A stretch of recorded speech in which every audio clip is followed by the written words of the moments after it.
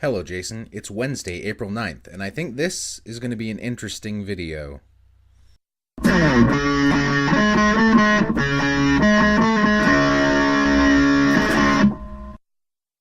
So let's get the easy stuff out of the way first. I definitely agree with you that we can do some sort of picking game with the NHL playoffs. Maybe, like you said, picking who's going to win each matchup. And I'm glad to report that my Detroit Red Wings have clinched their playoff spot, and thanks to the new wildcard system, they might actually make it into the second round. The Detroit Red Wings' first round matchup will be against the Pittsburgh Penguins, which for most teams would be a death sentence. But remember that Detroit head coach Mike Babcock has recent experience with some of the Penguins' better players, namely Crosby and Kunitz, both of whom played for the Canadian Olympic men's hockey team. So, for me at least, that'll be a very exciting first round matchup. And now onto the slightly heavier stuff. Today I finished reading The Kite Runner by Khaled Hosseini. And I have to say, I think that this is probably one of the most important books I've ever read. At least for our generation, that being the generation which was most significantly impacted by 9/11. But I'll get back to that in a minute. First, I want to give a quick review of the book. The book's main character, Amir, is a young boy growing up in Afghanistan prior to the Soviet invasion. And it follows his life through that invasion and into a subsequent life as a refugee in America. However, once he's safe in America, Amir is forced to look into his past and deal with issues of remorse and guilt. And because of this retrospection, the story is mostly one about redemption. Now, this book took me a while to read, but that wasn't because it wasn't entertaining. In fact, I don't think it was trying to be entertaining. But what the book was hard to read, and when I say that, I don't mean to say that I suffered through the literary aspects of it. I mean to say that it's full of moments that give you pause. So, rather than reading through 100, 150, maybe even 200 pages in one sitting, I would constantly find myself putting the book down after each chapter to think about what I'd just read. And at the same time, Khaled Hosseini definitely knows his way around literature. He creates fictions within his fictions that in themselves are worthy of praise. And so I don't think it'll come as a surprise to you that I'm going to give this book a 10 out of 10 without even bothering to break it down into entertainment and literary value. And so that leaves us to the question of why I think this book was so important. And in order to answer that question, I need you to think back to my last Badass Mother Friday video, when I talked about Thomas Paine. Thomas Paine, as well as the majority of the founding fathers of the United States, felt as though the continent was somewhere for people to go when they had nowhere else left. For them, the political and religious games of the old world had become a prison for which America became the only source of freedom. But fast forward 238 years and it doesn't seem that America embodies that perspective anymore. Now, keep this in mind as Khaled Hosseini uses his book to shift our perspective. Through Amir's journey, we're able to see Afghanistan transformed from its pre-Soviet history into what we think of it as today. In fact, most, if not all, of what the Western world knows about Afghanistan begins in 1979 with the skirmishes between the US-backed Mujahideen and the Soviet government. And thus, from the perspective of America, Afghanistan has always been a country at war. The difference between the perspective in the 1970s, 80s, and now, though, is that during the Cold War, many Afghani refugees were welcomed with open arms into America.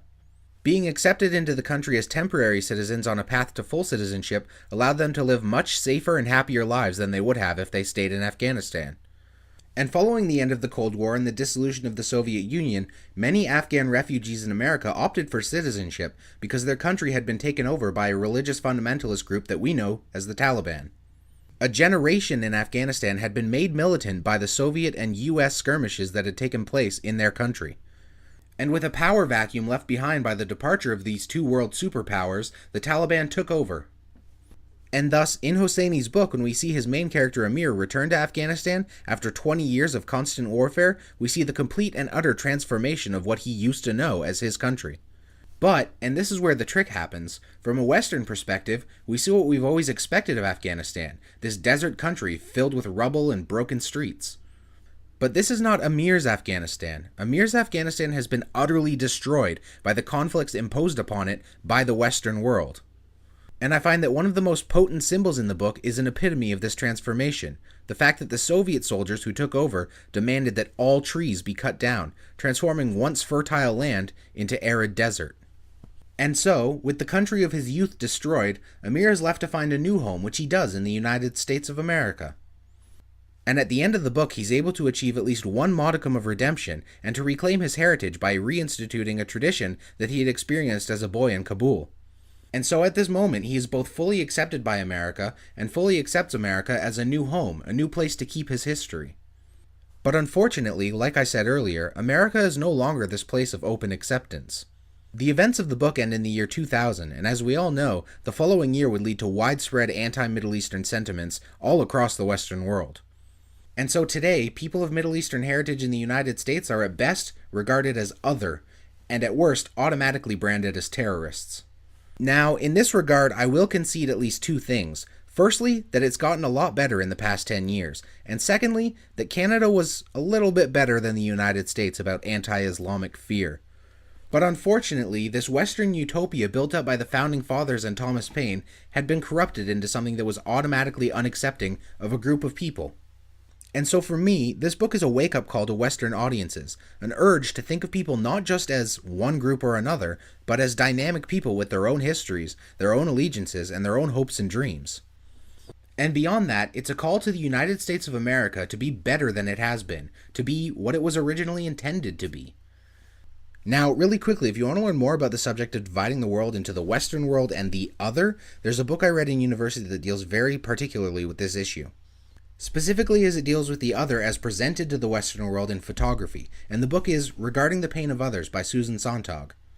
And so, by way of conclusion, and to summarize to you what I feel America ought to be, I want to read you a poem that's written on a plaque at the base of the Statue of Liberty, a symbol which greets new immigrants into the country every day. Not like the brazen giant of Greek fame, with conquering limbs astride from land to land, here at our sea-washed sunset gates shall stand a mighty woman with a torch, whose flame is the imprisoned lightning, and her name, Mother of Exiles. From her beacon hand glows worldwide welcome, her mild eyes command the air-bridged harbor that twin cities frame. Keep, ancient lands, your storied pomp, cries she, with silent lips. Give me your tired, your poor, your huddled masses yearning to breathe free, the wretched refuse of your teeming shore. Send these, the homeless, tempest-tossed to me.